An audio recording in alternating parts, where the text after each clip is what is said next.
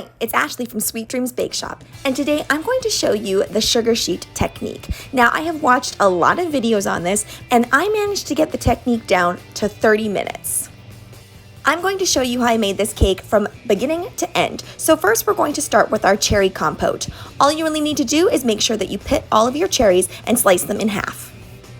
You can either use lemon or orange juice for this. I just had lemon on hand, so that's what I'm deciding to use.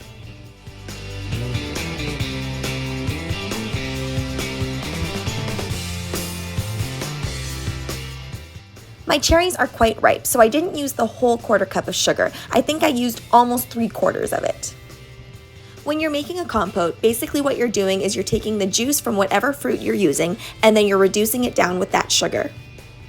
I don't want the cherries to get too mushy, so what I'm doing is I'm taking out those cherries about halfway through cooking once the liquid is starting to reduce. Then I reduce the liquid down all the way until I get it nice and syrupy, and then I'm going to add those cherries back in.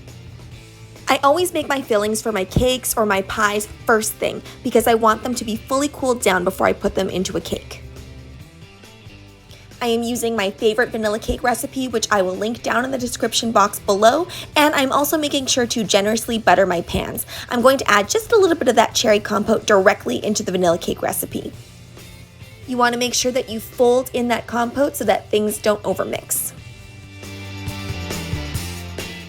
Now it's time for the sugar sheet technique. Now you want to make sure that you use either sanding sugar or granulated sugar. If you do use granulated sugar and you want to dye it, then you can just add a little bit of gel food coloring to it and it'll mix in really nicely.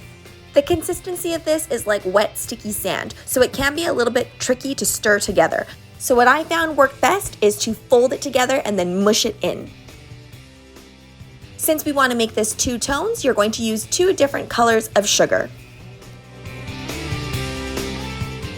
This works best if you do it on a non-stick baking mat, but if you don't have one of those, then you can just use 2 pieces of parchment paper and roll it out. In order to accomplish this within 30 minutes, you really need to make sure that you roll it super thin, even thinner than what I did here. I'm cutting that bottom end because that's what's going to go around the base of the cake, and then I use the leftovers to make this little sugar heart.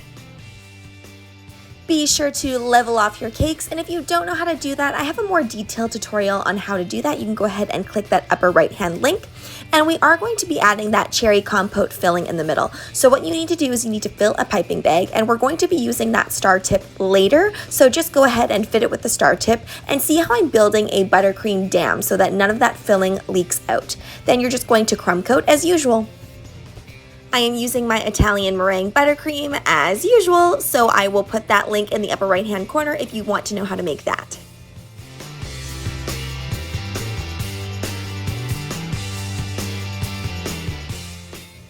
The sugar sheet should easily peel off of the mat when it's ready. If it doesn't peel off, then it is not quite ready yet.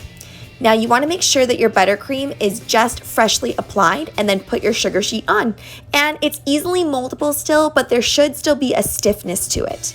You can choose to decorate this however you would like to. I feel like the sugar sheet really adds a modern flair. So I am adding on tons of different elements, and I'm just striking that buttercream through with a little bit more red. You saw there that I just airbrushed that red color because I want it to look a little bit more ombre. The sugar heart turned out really well, and I'm assuming that you could probably do this with a lot of different cookie cutters. I added some gold edging, but you could totally just leave it as is. All of the links to all of the things that I used today are going to be down below in the description box if you want to go and check those out. I once again want to remind you that if you want to be super successful with this technique and you're planning on making taller structures like I did, the thinner the better because it's going to dry out a lot faster and quicker.